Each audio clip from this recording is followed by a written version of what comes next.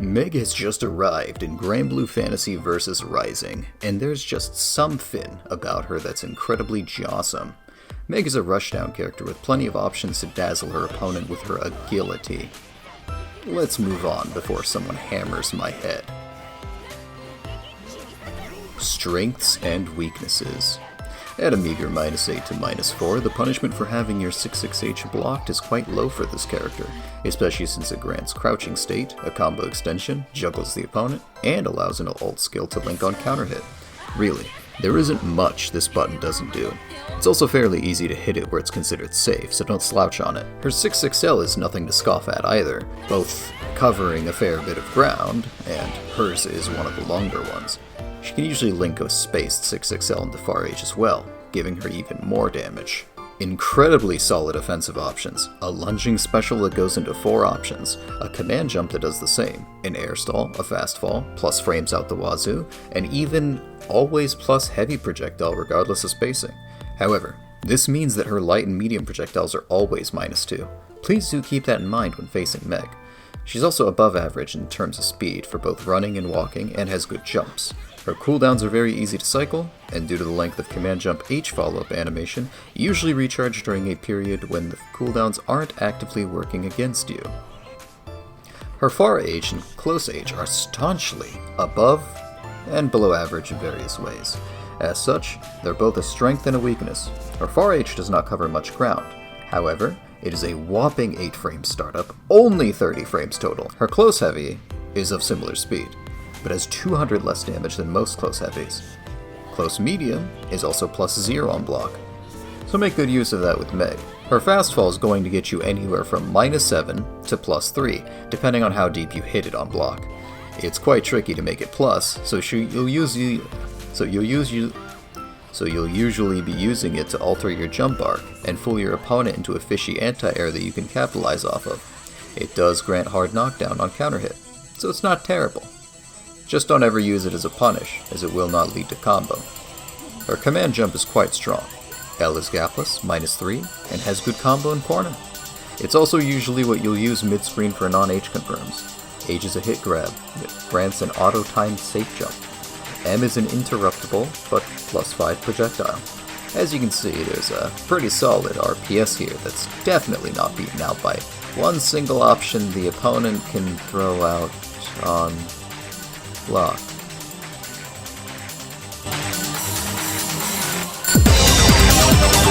Anyways, the 4th option is to press U. Technically, you also have the 5th option on not doing anything, but you might as well use U since it sets up Mari as an additional threat and allows you to heavily punish rolls and DPs. Just bear in mind, extremely horizontal reversals will stuff every option she has from command jump except the obviously gapless ones. Her maximum damage is quite low and rather finicky, but she has incredibly easy access to looping safe jumps, safe jabs, and generally denying your opponent options. For weaknesses, her 2H is oddly stubby, and where it looks like the max height would be, it doesn't quite match. She has no anti-air specials, no meterless DPs. This makes her a lot worse at dealing with jump-happy opponents. Just like her shark, she too can be preyed upon by airborne hunters. Her 2U is good, but difficult to use, and leads to bad situations fairly often. Her 2U is very similar to Anre's, except faster and less dangerous. It goes from -12 to slightly less horrible on block. You're still eating a punish unless your opponent wasn't blocking it, or if you didn't dial Mari for assistance beforehand. It can be used in situations where 2M, far M, and far H won't stop your opponent from jailing you in a very bad position due to its speed and distance. 15k HP coupled with the infamously bad defense so far makes it pretty easy to see why this little lady can have an exceedingly sandpapery time when on the back foot. As such, try to save BPs, since she needs them to get out of bad situations if your defense isn't spot on. Her far M has a rather interesting issue. At its fastest, it's 9 frames, but it can go up to 11 frames based on distance traveled before striking. This makes it both good and bad, but definitely don't try to use this to crush an opponent's normal due to the aforementioned. Good, because it moves Meg closer to the opponent for easier combos. Bad, because it sometimes can have 2 more frames before it arms. No light DP also means no way to effortlessly crush 6XL 5L, but she has far H to compensate for it. She can also rely on 2U and 2M to try and guess her way out. She can also brave counter people off, but that's feeding into the whole squishy issue. As stated earlier, her anti-airs are weak, with one dedicated anti-air normal, no specials, but her SBA, Ult DP, SSBA have good air coverage. Her SSBA has a fantastic angle. Of note is that her SBA is both better and worse than other SBAs, because it'll do less damage than most of them, but it has no sour spot and always gives cutscene. She'll always also get a safe jump off of it, mid-screen or corner. Simply adjust your jump. Super jump for mid-screen, regular jump for corner. Her largest problem at the end of the day is that while she has accessible plus frames, easy consistent combos, and a plethora of auto-timed safe jumps and safe jabs, she does have one measly little issue.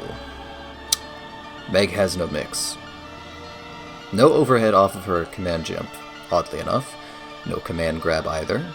This means you'll be cranking your opponent open with your mids and throws. She does have an overhead 6-6M, but it's a very poor one. Only combos on meaty counter hit. Surprisingly, doesn't play well with Mari either.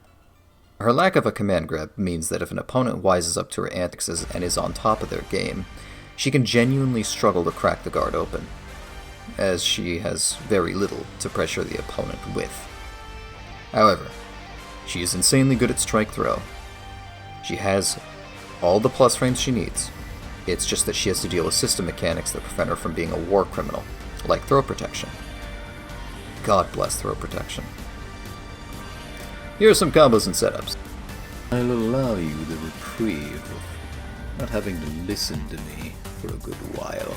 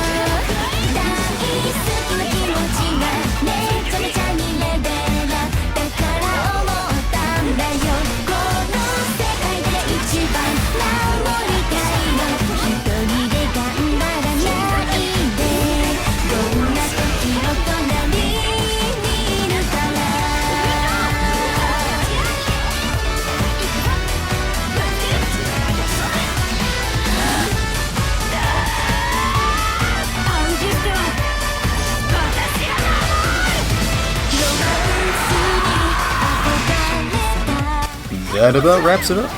As you can see, her combos usually give her safe jumps, safe jabs, Mari, or very strong advantage states that generally only leads to ult DPs, frame 0 pursuit flash command grab supers, and parries.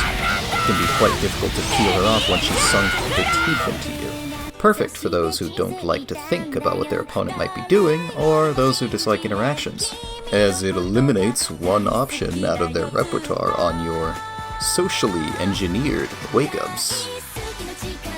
At first, the task of what to choose for your combo enders and when to apply these might seem daunting. But as time goes on, you too will stop thinking.